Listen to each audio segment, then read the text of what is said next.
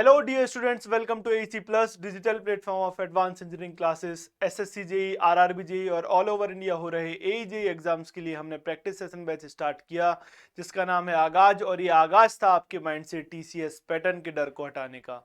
Soil mechanics subject हमने start किया soil mechanics की आज 12th क्लास है। सॉइल मैकेनिक्स में हमने 11th सेशंस ले लिए हैं जिसकी लगभग 100-110 सवाल हम कर चुके हैं। सी पेज एनालिसिस के आज सेकंड पार्ट में हम हैं जिसमें 12th सेशन हम लेने जा रहे हैं। आप अभी तक की क्लासेस देख रहे होंगे, मैं ये मान के चल रहा हूँ। जो एक्स्ट्रा इन्फॉर्मेशन मैं आपको देता हूँ, फॉर्मूलाज जो मैं नोट करने को कहता हूँ, जो चीज़ें मैं लिखने को कहता हूँ, आप लिख रहे होंगे, मैं ये मान के चल रहा हूँ। और नहीं लिख रहे तो आपका डब्बा गोल 100%। क्यों? एग्जाम के टाइम रिवीजन के लिए आपके पास एक कॉपी हो जाएगी जो मैं एक्स्ट्रा चीजें आपको लिखाते जा रहा हूँ। ठीक है, आपको क्या करना है, उठ के बैठ जाइए अपने शॉर्ट नोट्स या फिर जो भी आपके पास बूस्टर वगैरह है उसको लेकर बैठ जाइए। जो मैं कराते जाऊंगा उससे रिवीजन आप करते जाना। चलिए शुरू करते हैं अपने सेशन को। क्या बोल रहा है क्वेश्चन नंबर फर्स्ट, आज का 11वां सवाल है सीपेज एनालिसिस का, कि Darcy's law is valid for flow of water इन। तो लास्ट क्लास में ही मैंने बताया था डार्सी लॉ की वैलिडिटी किसके लिए है। डार्सी लॉ की वैलिडिटी है लेमिनार फ्लो के लिए। किसके लिए वैलिडिटी है? लेमिनार फ्लो के लिए। तो लेमिनार फ्लो किस में होगा? लेमिनार फ्लो सर जितना छोटा साइज होगा वॉइड का उसमें लेमिनार फ्लो होगा। और छोटा साइज ऑफ वॉइड मतलब छोटे साइज ऑफ पार्टिकल, तो फाइन ग्रेन सॉइल में क्या होगा? लेमिनार फ्लो होगा। सॉइल की बात करें तो लेमिनार फ्लो होने के लिए Reynolds number less than equals to 1 होना चाहिए या लेस देन 1 होना चाहिए। किसका? लेमिनार फ्लो होने के लिए। ये है डार्सीज लॉ। कहता क्या है Darcy's law? K is sorry K नहीं V velocity of average velocity of water through a soil is directly proportional to hydraulic gradient, so v is equals to k into I. This is Darcy law. Okay, यहाँ तक मैंने last class में भी आपको बताया था, यही पूछा है। तो क्या पूछा उसने कि Darcy law is valid for flow of water in fine grain soil. Fine grain soil कौन सी हो जाएंगी? क्लेस। क्लेस में डार्सी लॉ वैलिड हो जाएगा। क्लियर है बात? चलिए, डार्सी लॉ के बारे में मैंने एक जगह सब कुछ लिख दिया। ये पढ़िए आप, वैलिडिटी का क्राइटेरिया एक बार पढ़ लो। क्या? It is valid when the flow through the soil is laminar. Through This assumption was based on the fact that there is no head loss. ये assumption क्या है? There is no head loss associated when the water flows through soil due to the formation of turbulence rollers. मतलब turbulence rollers के कारण कोई भी head loss नहीं होना चाहिए। जब भी अगर हम कोर्स ग्रेन सॉइल की बात करेंगे तो साइज ऑफ वॉइड ज्यादा, साइज ऑफ वॉइड बड़ा है, इसका मतलब क्या? साइज ऑफ वॉइड बड़ा है मतलब जो पानी का फ्लो होगा वो टर्बुलेंट फ्लो होगा, उस कारण से लॉसेस हो जाएंगे, हेड लॉसेस हो जाएगा वाटर में। सो डार्सी लॉ की वैलिडिटी खत्म हो जाएगी। इसलिए फाइन ग्रेन सॉइल में यूज होता है।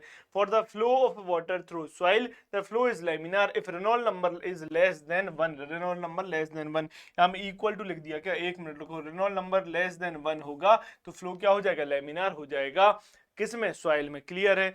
In fine grand soil flow is laminar, yes. In course grained soil the flow becomes turbulent when the size of particle is very large, that is in gravel range. Gravel range में size बढ़ जाएगी तो turbulent flow हो जाएगा।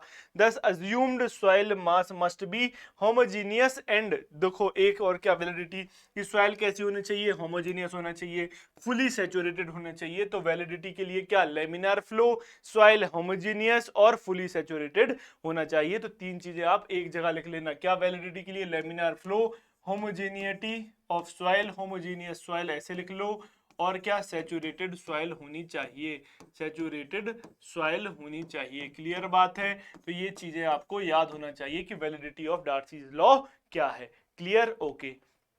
और एक सवाल और आया था शायद लास्ट क्लास में, मैंने बताया था। क्या सवाल आता है कि सॉइल में वाटर का फ्लो कौन सा लॉ जज करता है, कौन सा लॉ निकाल के देता है? तो वो डार्सीज लॉ एनालिसिस करता है। Clear?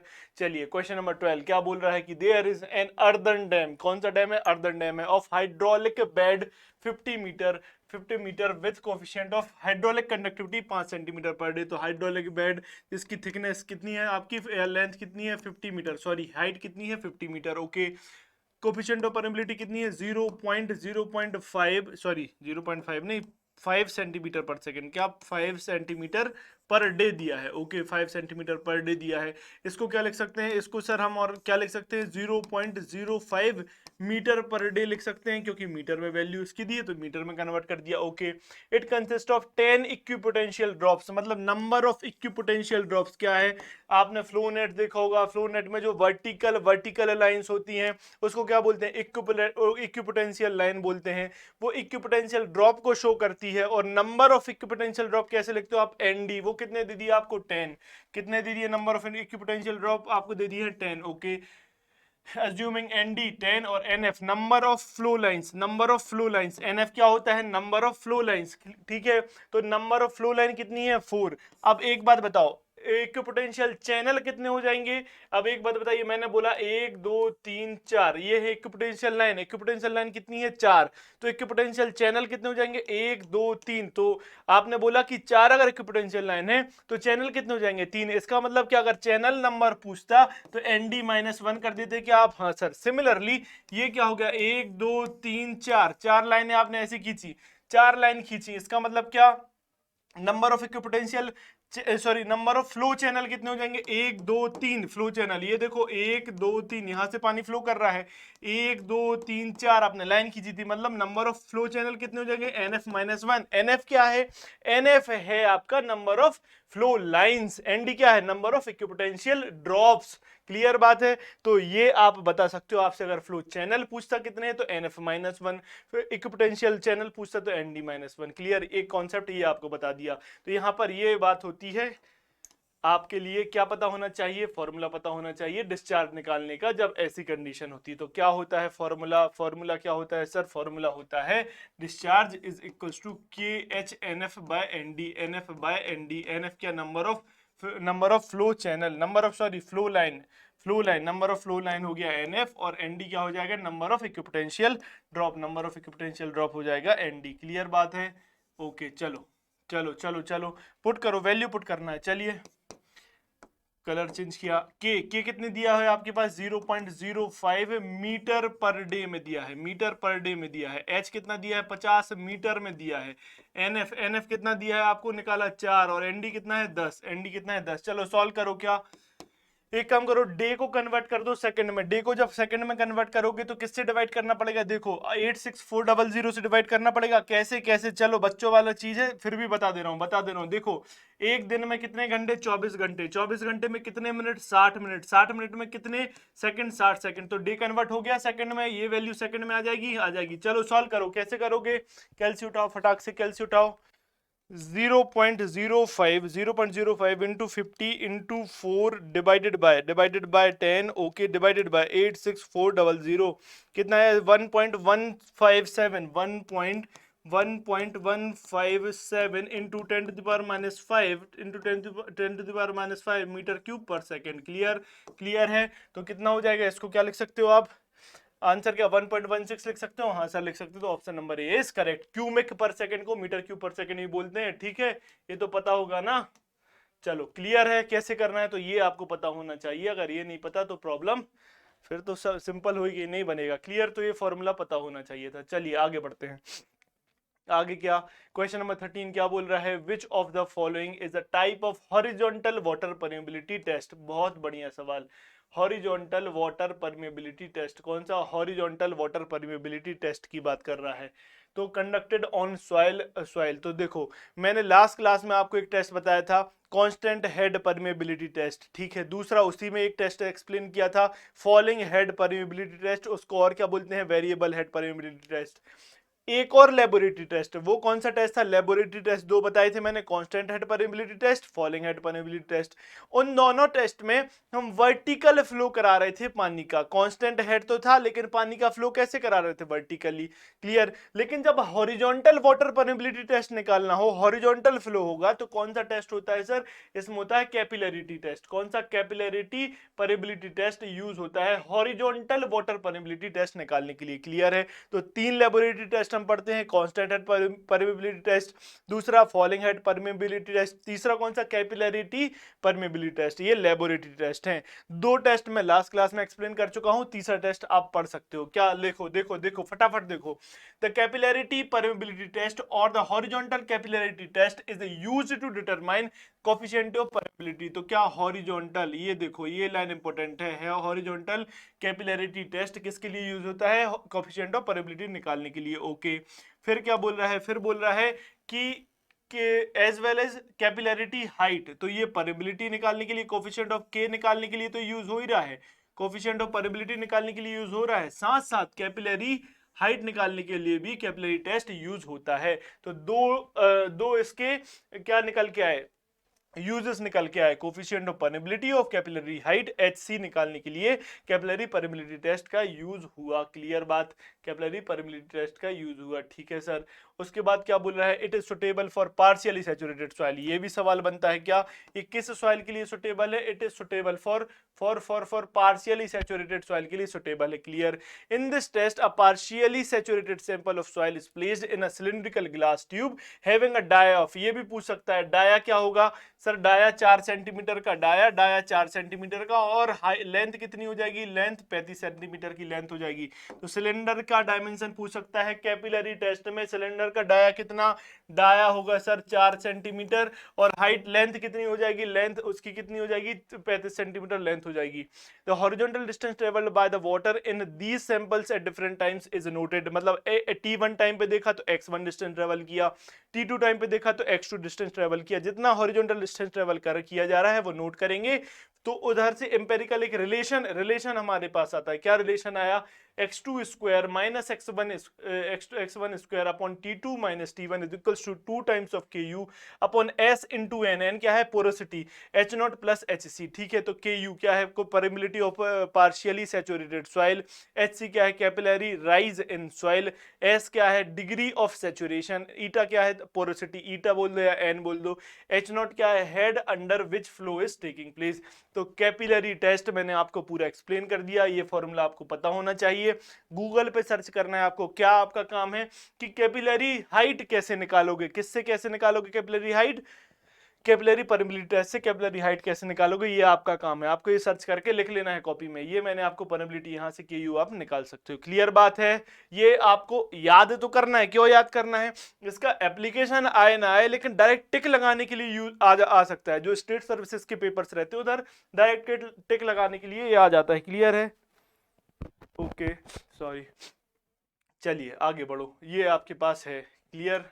both permeability and capillary rise of the medium has to be determined by taking two sets of observation। अच्छा मैंने आपको बता ही दिया, तो कैपिलरी राइज भी HC भी आप यहाँ से निकाल सकते हो। क्लियर, ये दोनों इक्वेशन सॉल्व करोगे यहाँ से आप HC निकाल सकते हो। ओके चलिए आगे बढ़ते हैं, क्वेश्चन नंबर 14 क्या बोल रहा है, ड्यू टू एक मिनट रुक जाओ, कलर चेंज करता हूं, due to temperature change the unit weight and viscosity of percolating fluid are reduced to 80% and 60% respectively, other things being constant the change in coefficient of permeability will be. तो क्या बोल रहा है कि जो unit weight और क्या viscosity change हो गए 80% तक आ गए। तो ये देखो ये शब्द का बहुत इंपॉर्टेंट है, क्या टू, अगर लिखा होता बाय, यहां लिखा होता बाय, इसका मतलब क्या, रिड्यूस्ड बाय 80%, मतलब कितनी बचता, गामा कितना बचा है 20% बचा है, और विस्कोसिटी कितनी बची है, विस्कोसिटी 40% बची है, इसका मतलब बाय का मतलब ये है। तो ध्यान से सवाल पढ़ना, अंग्रेजी का खेल है। क्लियर है, उसने बोला रिड्यूस्ड टू 80%, मतलब 80% तक आ गए, टू मतलब तक आ गए। क्लियर है बात, क्लियर है, सवाल पढ़ने में गलती मत करना, ठीक है। अब पढ़ो क्या देख रहा है, बोल रहा है कि अगर किसी भी फ्लूइड का क्या हुआ, जो फ्लूइड मान के चलो वाटर है, उसका क्या यूनिट वेट डिक्रीज हो गया कहां तक 80% तक, और उसकी विस्कोसिटी डिक्रीज हो गई कहां तक 60% तक। तो पूछ रहा है कि कितना परमेबिलिटी में चेंज आएगा, ये पूछ रहा है। तो एक साइंटिस्ट हुए कॉजने कार्मन, कौन से साइंटिस्ट हुए, कॉजने कामन, कौन से साइंटिस्ट, कॉजने कामन साइंटिस्ट हुए। ओके, उन्होंने क्या किया, कोफिशिएंट ऑफ परमेबिलिटी की बात करी और उसकी वैल्यू दी, क्या 1/k gamma by mu E cube upon 1 plus E cube upon 1 plus E D square, E cube upon 1 plus E D square, ये उन्होंने वैल्यू की, ये उन्होंने एक फॉर्मूला दिया, किसके लिए, क्या निकालने के लिए फॉर्मूला दिया, कोफिशिएंट ऑफ परमेबिलिटी निकालने के लिए फॉर्मूला दिया। के क्या हुआ, कॉजने कार्बन कांस्टेंट हो गया, गामा क्या unit weight of fluid, mu क्या unit weight viscosity of fluid, e क्या वॉइड रेशियो, डी हो जाएगा पार्टिकल का साइज। डी की जगह आप और क्या लिख सकते हो, पूरा सेम लिखना, सेम लिख सकते हो फॉर्मूला, बस डी की जगह और क्या लिख सकते हो, डी की जगह आप लिख सकते हो 1/SS², मतलब स्पेसिफिक सरफेस एरिया का स्क्वायर भी ये फॉर्मूला में यूज होता है। तो बाकी चीजें उसने बोला है कि कांस्टेंट है, बीइंग कांस्टेंट, बस गामा और म्यू चेंज हो रहा है। इसका मतलब क्या, इसका मतलब ये है कि सर के इज डायरेक्टली प्रोपोर्शनल टू, रुको मैं चेंज करके लिखता हूँ, कलर चेंज करके मैं लिखता हूँ, एक मिनट रुको। इसका मतलब sir permeability is directly proportional to gamma by mu, बाकी चीजें तो कांस्टेंट हो गई, ठीक है। इसका मतलब क्या sir, k1 is equals to हो जाएगा gamma 1 by mu 1 and k2 is equals to क्या हो जाएगा, k2 इज इक्वल्स टू हो जाएगा, k2 इज इक्वल्स टू हो जाएगा गामा 2 बाय म्यू 2, ठीक है सर, ऐसा भी लिख सकते हैं हम।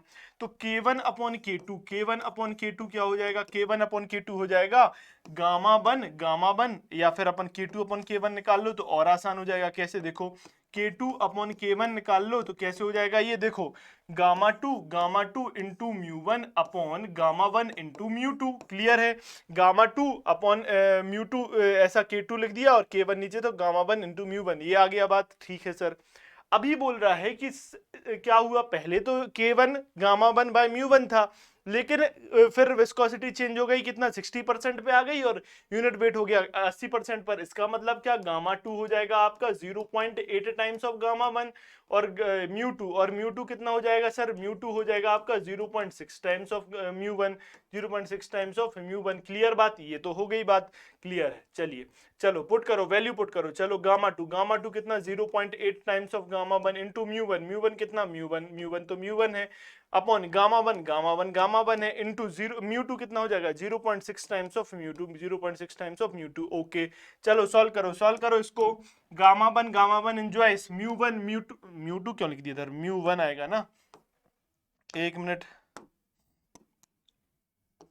Mu one enjoy, okay mu one enjoy, कितना बचता है सर, k2 अपॉन k1 बचा कितना 0.8 बाय 0.6, इसका मतलब क्या हो जाएगा 1.33, तो k2 की वैल्यू क्या आ जाएगी, k2 की वैल्यू आ जाएगी 1.33। क्या पूछ रहा है, चेंज पूछ रहा है, क्या पूछ रहा है सर, उसने चेंज पूछा है। चेंज कैसे बताओगे, चलो यहां बता रहा हूं, डेल्टा के चेंज होता है, क्या होता है, k2 minus k1 upon k1, k2 minus k1 upon k1 into 100, ही हो जाएगा चेंज, ठीक है। तो k2 क्या है, चलो वैल्यू पुट करो, k2 आया 1.33 टाइम्स ऑफ k1, ये k1 इधर पहुंचा दिया तो k2 कितना आ जाएगा 1.33 टाइम्स ऑफ k1 आ जाएगा, हाँ सर आ जाएगा, minus k1 upon k1 into 100 solve करो, कितना आया 33.33%।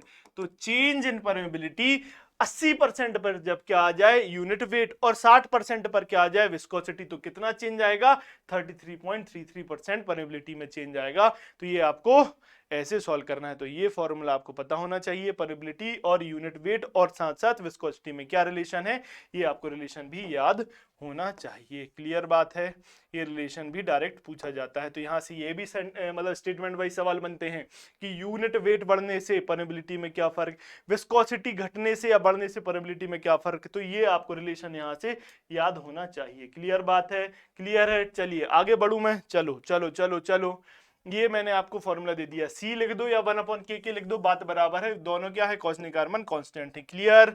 चलिए आगे बढ़ो, क्वेश्चन क्या बोल रहा है, क्वेश्चन नंबर 15 बोल रहा है कि assuming the individual layers of soil to be isotropic and homogeneous लिख दिया, गजब, नींद में टाइपिंग चल रही है, homogeneous in nature, what is the equivalent coefficient permeability in the direction of flow for the given arrangement, वाह अरेंजमेंट कुछ भी लिख रहे हो ना, नींद में चल रहा है। तो k1 k2 k3 ये गिवन अरेंजमेंट है, k1 k2 k3, last class में ऐसा सवाल कराया था क्या, लास्ट सवाल में ऐसा सवाल कराया था, वो बोल रहा है कि coefficient of permeability of soil layers of thickness H1 H2 H3 के लिए आपको इसमें क्या है, ये देखो इसमें क्या है, आप पानी वर्टिकल फ्लो कर रहा है, हाँ सर वर्टिकली फ्लो कर रहा है, तो आपको क्या बताना है, आपको इसकी परमेबिलिटी बताना है। तो कौन सी परमेबिलिटी बताओगे सर, हाँ आपने कल बताया था कि वी एवरेज मतलब वर्टिकल पर एवरेज परमेबिलिटी होती है summation ZI upon summation ZI upon KI। शायद लास्ट क्लास में मैं आपको ये बताना भूल गया था कैसे याद करना है, आज देखो कैसे याद करना है, KH और देख लो क्या बताया था मैंने, KH हॉरिजॉन्टल एवरेज परमेबिलिटी बताई थी sir summation KI ZI upon summation ZI, okay ये मैंने आपको बताया था, ओके क्या याद, कैसे याद करोगे, देखो कैसे याद करोगे, आप याद कैसे करोगे? आपने जैसे ही आपने क्या किया, आपने जैसे बोलोगे बोलोगे तभी याद होगा। कैसे बोलोगे तो याद होगा? आपने याद किया क्या? आपने याद किया कि summation Z I upon Z I, हमेशा जेड आई का जो प्रोनाउंसिएशन है दोनों में देखोगे, एक के बाद दूसरे को प्रोनाउंसिएट करोगे, मतलब दोनों केसेस में जेड आई साथ में प्रोनाउंसिएट होगा, साथ में आप बोलोगे। कैसे पढ़ो? समेशन जेड आई अपॉन की आई, पढ़ा? जेड आई बार आया ना, तो भूलना नहीं है कभी, summation Z I upon summation Z I की आई। और देखो वर्टिकल परमेबिलिटी है, तो ये देखो वर्टिकली सब कुछ अरेंज हो गया, जेड आई के आई वर्टिकली अरेंज हो गया, तो याद हो जाएगा। अब summation Z I upon summation Z I, तो जेड आई कब साथ में प्रोनाउंसिएट हुआ, तो याद रहेगा। अब दूसरे में पढ़ो, समेशन के I Z I upon summation Z I, तो जेड आई फिर से साथ में प्रोनाउंसिएट होगा, समेशन के I Z I upon summation Z I, तो ये हॉरिजॉन्टली ये लिखा है के आई जेड आई, तो हो गया horizontal velocity, horizontal variability. Clear बात है? तो दोनों आपने देख लिया। अब जेड लिखाओ चाहे एच लिखाओ, बात क्या क्या दिक्कत आ रही है? कोई दिक्कत ही नहीं, हाइट को एच से रिप्रेजेंट कर दो या जेड से, बात सेम। तो जेड की जगह क्या लिख दो? एच लिख दो, तो H upon H one upon K one plus H two upon K two plus H three upon K three, C will be correct answer हो जाएगा। C will be correct answer, तो यही तो पूछ रहा था। तो H upon H one upon K one plus H two upon H K two plus H three upon K three, यही तो हो जाएगा। इसको और कैसे लिख सकते हैं? अगर ऐसा लिखा आया summation H I upon summation H I, तो फिर से एच आई प्रोनाउंसिएट होगा एच आई अपॉन के आई। क्लियर बात है? क्लियर बात, तो ऐसे भी आप याद कर सकते हो। चलो आगे बढ़ो आगे बढ़ो, क्या बोल रहा है? क्वेश्चन नंबर 17 बोलता है कि what will be the value of critical hydraulic gradient. नया टर्म आया, क्या? Critical hydraulic gradient. Civil engineering में आप तो इससे खेलते हो, चाहे एफएम पढ़ लो, चाहे आप सॉइल पढ़ लो या इरिगेशन पढ़ लो, ये टर्म आप खेलोगे इससे। क्या? What will be the value of critical hydraulic gradient for a sand deposit of specific gravity 2.7 and porosity 40%। मैं साइड इसलिए हो जाता हूं कि आप सवाल अच्छे से देख सको। क्या बोल रहा है? स्पेसिफिक ग्रेविटी इज 2.7, क्लियर है। पोरोसिटी कितने दिया है? 40%, 40% बोल दो या फिर इसको 0.4 लिख दो, बात बराबर है। क्या बोल रहा है? Critical hydraulic gradient. Critical hydraulic gradient के दो फॉर्मूला, एक फॉर्मूला पोरोसिटी के टर्म में, एक फॉर्मूला वाइड रेशियो के टर्म में। वाइड रेशियो के टर्म में देखो क्या होता है, g-1 अपॉन 1 प्लस ई, g-1 अपॉन 1 प्लस ई, यही होता है ना। ये तो आप याद करते आए हो, खेलोगे इस सवाल से तो क्लियर। सर एक और होता है क्या? क्रिटिकल ग्रेडियंट का फॉर्मूला एक और होता है। क्या होता है क्रिटिकल ग्रेडियंट का formula? I critical is equal to होता है g-1 into 1 minus n, g-1 into 1 minus n. ये किसके टर्म में हो गया सर? ये तो आपने बताया था, ये हो गया किसके? पोरोसिटी के टर्म में हो गया। कैसे निकाला सर? आपने एक चीज और याद कराई थी, E इज इक्वल टू होता है n upon 1 minus n, n upon 1 minus n, यहां पुट करोगे ये फॉर्मूला आ जाएगा। क्लियर है? ये दोनों, अब कोई भी अगर वाइड रेशियो देता तो ये फॉर्मूला लगा देते, अब उसने दे दिया पोरोसिटी तो ये फॉर्मूला लगा देंगे। तो दोनों फॉर्मूला आपकी कॉपी में होना चाहिए। ठीक है चलो देखो 2.7 minus 1, 2.7 minus 1 into 1 minus 0.4, 1 minus 0.4 कितना आया? 1.7 इंटू 0.6 कितना होता है? 102, 17 सिंह 102, 1.02। सो option number D will be correct answer. Clear है? कैसे निकालोगे क्रिटिकल हाइड्रोलिक ग्रेडियंट? ये सवाल हो गया आपका किसके बेसिस पर? ये हो गया आपका पोरोसिटी और जी दिया है। एक सवाल और मैं करा दूंगा, अगर ई और जी दिया होगा तो कैसे करेंगे। क्लियर है? चलिए क्वेश्चन नंबर 17 देखो, the coefficient of percolation is always. ये सवाल मैंने लास्ट क्लास में बताया था, आंसर नहीं बता पाया था आपको। क्लियर है? आंसर नहीं बता पाया। मैंने तीन चीजें आपको डिफाइन की थी, क्या? Coefficient of permeability, coefficient of percolation और ट्रांसमिसिबिलिटी, या फिर क्या बोला था इसको? Transmissibility. One in the same thing, transmissibility बोल दो या फिर ट्रांसमिसिबिलिटी बोल दो। क्लियर है? सेम चीज है, तीन चीज डिफाइन की थी, मैं आंसर नहीं बता पाया था। पूछ रहा है कोफिशिएंट ऑफ परकोलेशन हमेशा लेस होगा वाइड रेशियो से, हमेशा लेस होगा परमेबिलिटी से, हमेशा ज्यादा होगा किससे? वाइड रेशियो से, हमेशा ज्यादा होगा परमेबिलिटी से, ये पूछ रहा है। तो मैंने आपको क्या बताया था? तीन चीज बताई थी। क्या? अगर एवरेज वेलोसिटी की बात करें तो आप क्या लिख दोगे? Coefficient of permeability into I. अगर आपसे पूछे सीपेज वेलोसिटी, क्या पूछे आपसे? सीपेज वेलोसिटी की बात करें तो आप क्या लिख दोगे? केपी इनटू आई। आपको एक चीज और बताया, सीपेज वेलोसिटी होता है average velocity divided by porosity, ये भी आपको पता है। क्लियर है? तो वीएस यहां से लिखो, क्या? वीएस अपॉन वी एवरेज क्या कर दोगे? वीएस अपॉन वी एवरेज क्या हो जाएगा sir? VS upon V average हो जाएगा 1/n। ठीक है सर, ये भी आपको पता है। तो वीएस की वैल्यू पुट करो KP up into I, KP into I upon V average की वैल्यू पुट करो K into I which is equals to n. तो इसका मतलब क्या सर, आई तो क्या हो गया, आई तो अहम तो था तो कट गया, अहम था दोनों में, आई बोल रहे थे कट गया। KP upon I, KP upon के ऊपर पहुंचा दिया तो के बाय एन। ओके चलो ये हमारे पास रिलेशन आता है। ठीक है सर, एन क्या होता है, पोरोसिटी। पोरोसिटी मैंने क्या बताया आपको, फर्स्ट क्लास से बताते आया हूं, क्या, volume of wide upon total volume. Volume of wide upon total volume, volume of wide क्या होगा, हमेशा कम होगा किससे, टोटल वॉल्यूम से। इसलिए सर आपने बताया था पोरोसिटी की वैल्यू 0 से 1 के बीच में लाया करती है। जब 0 से 1 यानी 1 से कम वैल्यू, 1 से कम वैल्यू अगर नीचे आएगी तो केपी की वैल्यू क्या आएगी, ज्यादा आएगी। तो हमेशा हमेशा याद रखो, coefficient of percolation is always greater than coefficient of permeability. Clear है, क्लियर है, ये मैं आपको लास्ट क्लास में बताना भूल गया था, इसलिए ऑप्शन लिया है। ये सब मैंने एक्सप्लेन किया था, टिक नहीं कर पाया था।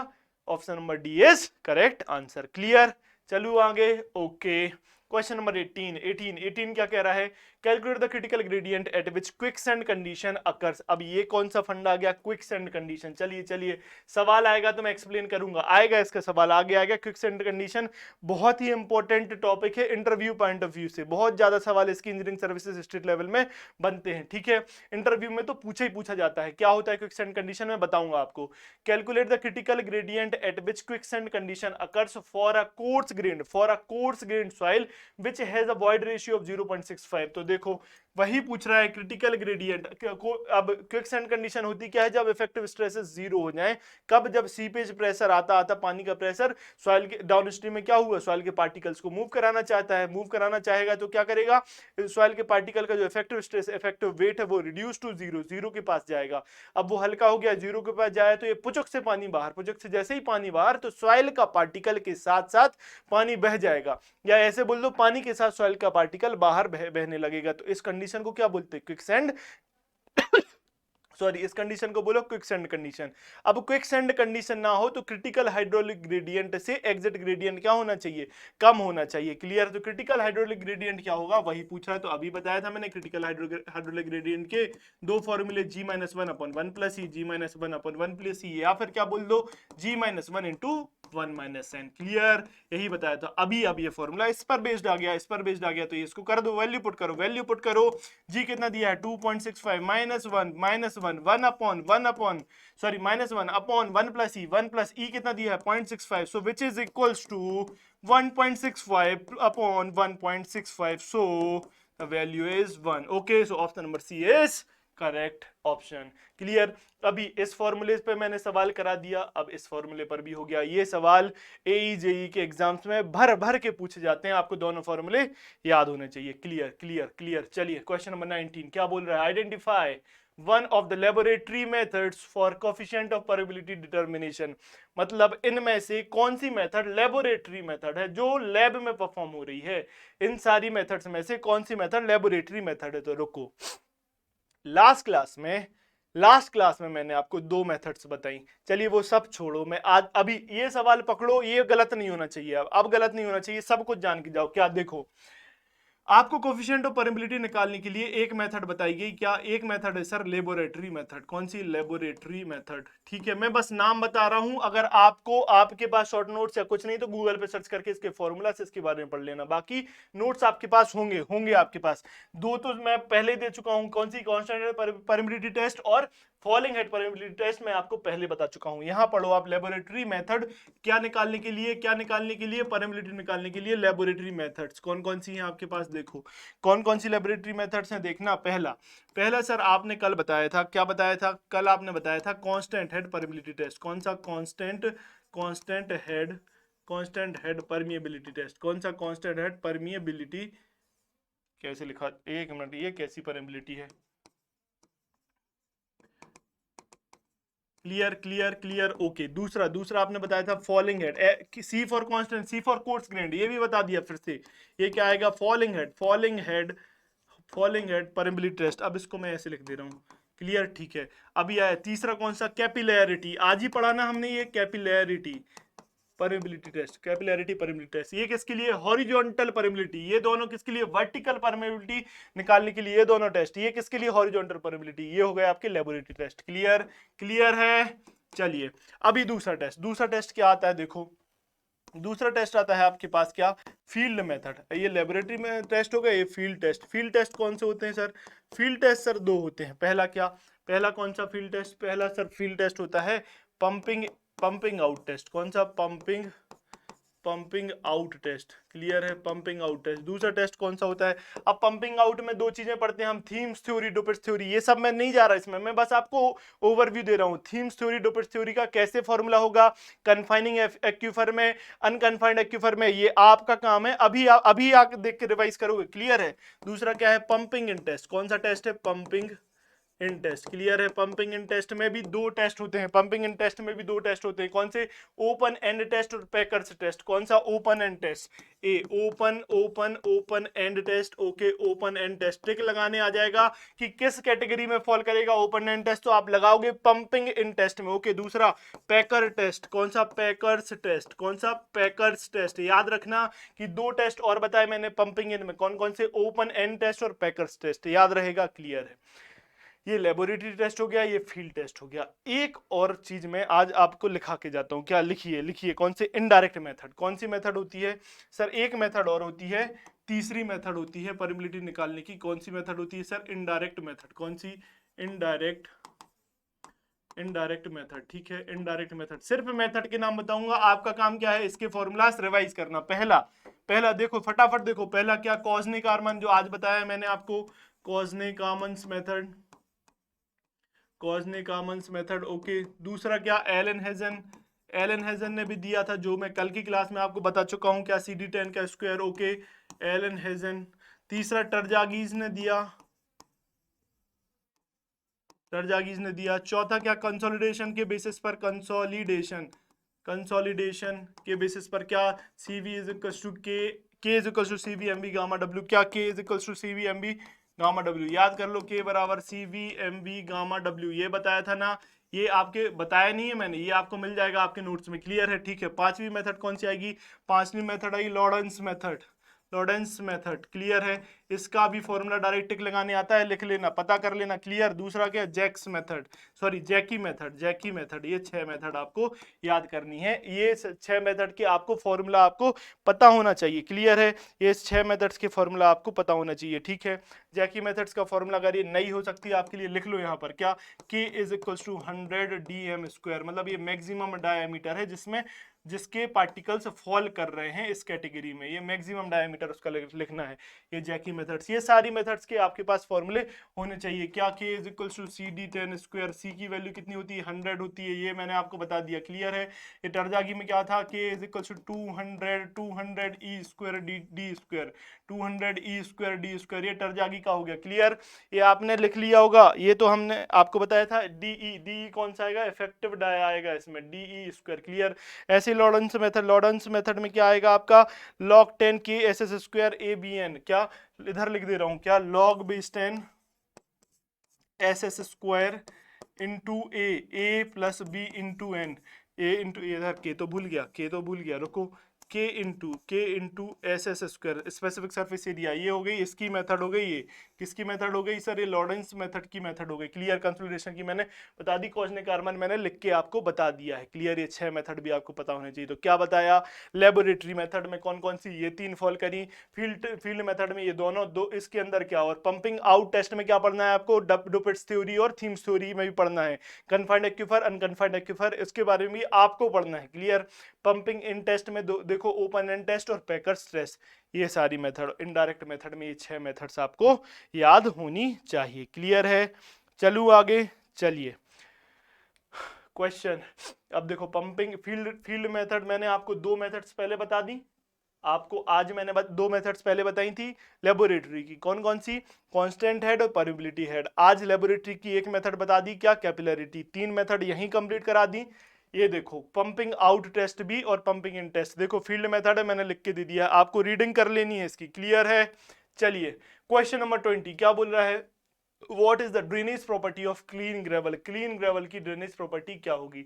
तो हम जानते हैं ड्रेनेज मतलब क्या? पानी का बाहर निकलना, वो होता है ड्रेनेज। जिसमें जहां पर साइज ऑफ वॉइड्स ज्यादा मिल जाएंगे, साइज ऑफ वॉइड ज्यादा मिलेगा, या फिर ऐसा ऐसा सॉइल का मटेरियल जिसमें ऑब्स्ट्रक्शन से कम है पानी को निकलने में, वहां पर ड्रेनेज सबसे ज्यादा। तो जहां पर साइज ऑफ वॉइड ज्यादा वहां पर ऑब्स्ट्रक्शन कम, मतलब ड्रेनेज कैपेसिटी बहुत अच्छी। तो यहां से तो क्लियर है, क्लीन ग्रेवल। ग्रेवल मतलब क्या, साइज ऑफ वॉइड ज्यादा, क्लीन मतलब उसमें ना ही क्ले चिपका हुआ है ना ही सैंड चिपका हुआ है, क्लीन है ग्रेवल। तो fair, very poor, poor very good, तो ये वेरी गुड हो जाएगी क्लीन ग्रेवल की।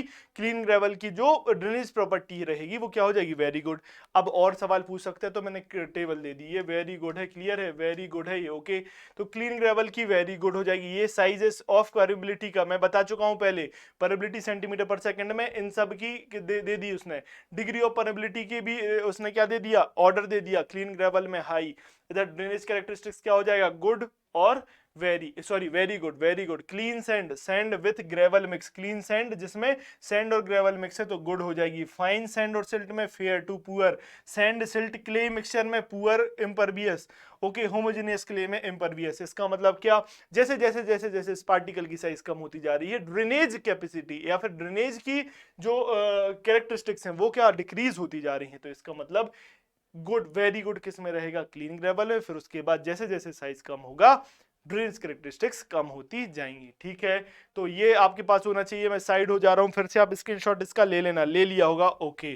यहां पर हमने सीपेज एनालिसिस का एक पोर्शन और कंप्लीट कर लिया। नेक्स्ट क्लास में मिलेंगे। आप रिवीजन कर रहे हो, मान के चल रहा हूं, जो एक्स्ट्रा चीजें आपको मैं दे रहा हूं आप लिखते जा रहे हो, ये भी मैं मान के चल रहा हूं, क्लियर है। नेक्स्ट क्लास में मिलेंगे और हम ऐसे ही क्वेश्चंस करेंगे, आप रिवाइज करके जरूर आना, ओके। चलिए, ऐसे स्टूडेंट जो कहते हैं कि सर आप मुझे ये बताइए कि मैं अभी अभी फ्रेशर हूं, मैं कैसे कैसे आगे अपनी स्टडीज लेके जाऊं, कैसे मैं आगे पढ़ाई करूं, तो उनके लिए मैं कहूंगा कि आप सबसे पहले आप सिविल इंजीनियरिंग पर फोकस करो, अभी सिविल इंजीनियरिंग को तैयार करो, फिर किसी एग्जाम के पीछे भागना। तो आपके लिए विजय बैच लॉन्च है हमारे एप्लीकेशन पर, एईसी प्लस एप्लीकेशन पर, वहां पर आपको पूरा 0 टू हीरो का कंटेंट मिलेगा। वहां जाइए, अपने सब्जेक्ट पहले कंप्लीट करिए, उसके बाद किसी भी एग्जाम को टारगेट करो। अगर आप एसएससी जेईई 2024 की तैयारी कर रहे हो, एसएससी जेईई 2024 के लिए बैच 1 लॉन्च है हमारी एईसी प्लस एप्लीकेशन पर। यहाँ पर टेक्निकल नॉन टेक्निकल सब कुछ आपके पास मिल जाएगा, ओके। प्रहार बैच किसके लिए है, एमपीपीएससी, एई, असिस्टेंट इंजीनियर, एसडीओ अगर आप बनना चाहते हो तो प्रहार बैच हमारी एप्लीकेशन पर लॉन्च है। इसमें एमपीजी के साथ ही साथ सिविल इंजीनियरिंग का वो पोर्शन जो एमपीपीएससी में आता है पूरा कवर कराया गया है, आपको प्रहार बैच में मिल जाएगा। तेजस बैच, तेजस बैच किसके लिए, most awaited vacancy of India, that is RRB JEE 2024। आप वेट कर रहे हो, तो वेट कर रहे हो कि नोटिफिकेशन आएगा फिर पढ़ाई शुरू करेंगे, तो बिल्कुल गलत। क्यों, इतना ज्यादा सिलेबस है, अभी से आपको तैयारी शुरू करनी पड़ेगी। तो तेजस बैच लॉन्च है हमारे एसी प्लस एप्लीकेशन पर, आपको आरआरबीजी का पूरा टेक्निकल नॉन टेक्निकल सब कुछ मिल जाएगा। फिर आता है क्या, नॉन टेक महापेक। अगर इंजीनियर के लिए सबसे बड़ी समस्या क्या, non technical, GK, GS, maths, reasoning, computer, ये सब आपको एक जगह बहुत ही फुल फ्लेजेड स्टडी करनी है, तो आपको नॉन टेक महापेक में आपको मिल जाएगा, क्लियर बात, ओके। अब देखो, टारगेट बैच लॉन्च है। टारगेट बैच हमारे एईसी प्लस एप्लीकेशन पर लॉन्च किया गया। इसमें क्या, 0 से लेके हीरो तक पूरा डिजिटलाइज्ड फॉर्म में आपको अच्छे अच्छे एग्जांपल्स के देके पूरा 0 से आपके कॉन्सेप्ट क्लियर कराए गए, पूरा सब्जेक्ट थॉरोली पढ़ाया गया है। टारगेट बैच में पूरी सिविल इंजीनियरिंग नॉन टेक्निकल सब कुछ आपको पढ़ाया जा रहा है। दूसरे टाइप का स्टूडेंट क्या आता है कि सर मैंने पढ़ाई कर ली, आप ये बताइए क्वेश्चंस कहाँ से करूं, पीवाईक्यू में लगा लेता हूं, लेकिन जब एग्जाम देने जाता हूं तो टीसीएस का लेवल हाई पे हाई होता जा रहा है, तो अब क्या करें। तो उनके लिए हमने क्या किया, 2 सीरीजेस लॉन्च की हैं क्वेश्चन प्रैक्टिस के लिए। अभ्यास बैच है जेई वालों के लिए जिसमें 5000 प्लस क्वेश्चन है, कितने 5000 प्लस क्वेश्चन, ओके। अभ्यास प्लस बैच, अभ्यास प्लस बैच किसके लिए, एई जेई जो दोनों की तैयारी कर रहे हैं, एई जेई की, उनके लिए 8000 प्लस क्वेश्चन इसमें है। दोनों में टेक्निकल नॉन टेक्निकल के भरपूर क्वेश्चंस कराए गए हैं। टीसीएस पैटर्न को ध्यान में रखा गया। स्टेट लेवल सर्विसेज में जो इंजीनियरिंग सर्विसेज के और गेट के डायरेक्ट क्वेश्चन छोटे छोटे पूछे जा रहे हैं ना, उनको एम्फेसाइज करके इसमें रखा गया है। तो क्लियर, ये बहुत ज्यादा आपको फायदेमंद सीरीज होगी। अब देखो, स्टूडेंट कहता है कि सर एक बात बताइए कि आपने पढ़ा दिया, क्वेश्चन भी करा दिए, अब एक काम करो, स्पून फीडिंग जब चल रही है तो आप हमें क्या रिवीजन भी करा दो। तो रुक जाओ बेटा, उसके लिए भी है क्या, फास्ट ट्रैक बैच हमने लॉन्च किया जिसमें आप 3 महीने में, लगभग 3 महीने के समय में सब कुछ क्या टेक्निकल और नॉन टेक्निकल रिवाइज कर लोगे। हमने कॉन्सेप्ट को कट नहीं किया, हमने बस नोट मेकिंग टाइम को कम किया, कैसे प्रिंटेड फॉर्म में आपको नोट्स देकर, जिससे आपकी प्रिपरेशन बहुत ही कम समय में आप जल्दी से जल्दी रिवाइज कर लो। क्लियर है? चलिए अभी देखो, बच्चा कहता है कि सर मेरा सिर्फ सॉइल मैकेनिक्स वीक है, सिर्फ सॉइल मैकेनिक्स वीक है, मैं सब कुछ क्यों खरीदूं? तो आपके लिए एईसी काम कर रही है। आप एक सब्जेक्ट को भी क्या कर सकते हो? सब्सक्राइब कर सकते हो। एक सब्जेक्ट को सब्सक्राइब करो, कंप्लीट करो, अपनी प्रिपरेशन कंप्लीट करो, पढ़ जाओ फिर एग्जाम के पीछे। क्लियर? अभी देखो ये सब कहां मिलेगा? एईसी प्लस एप्लीकेशन पर। एईसी प्लस एप्लीकेशन कहां मिलेगी? गूगल प्ले स्टोर पर। अगर वीडियो अच्छा लगा तो लाइक करो, कमेंट में बताओ कि आपको डाउट्स क्या हैं या फिर आप हमारी टीम से और क्या अच्छा चाहते हैं। नोटिफिकेशन की घंटी बजाओ और साथ ही साथ चैनल को सब्सक्राइब इसलिए करो क्योंकि सोते रहते हो, मुझे पता है। हमारी टीम आपको जगाने का भी काम कर देगी। आपको जगना है और अभी से ही धीरे धीरे धीरे सारे सब्जेक्ट कंप्लीट करना है, बैकलॉग नहीं बनाना है। ये सब तो ही बातें, आपके लिए रिवीजन करके आना है, शॉर्ट नोट्स लेकर बैठा करिए और जो चीजें लिखने को कह रहा हूं वो लिखिए। अदरवाइज बाबा बनते तो देरी नहीं लगेगी, क्योंकि इतना कंटेंट एक साथ रिटेन कर पाना कठिन है, इसलिए लिख लो एक जगह, उसको रिवाइज करो। Clear? So this is Abhishek Shrivastava signing off with this session. Take care, good bye.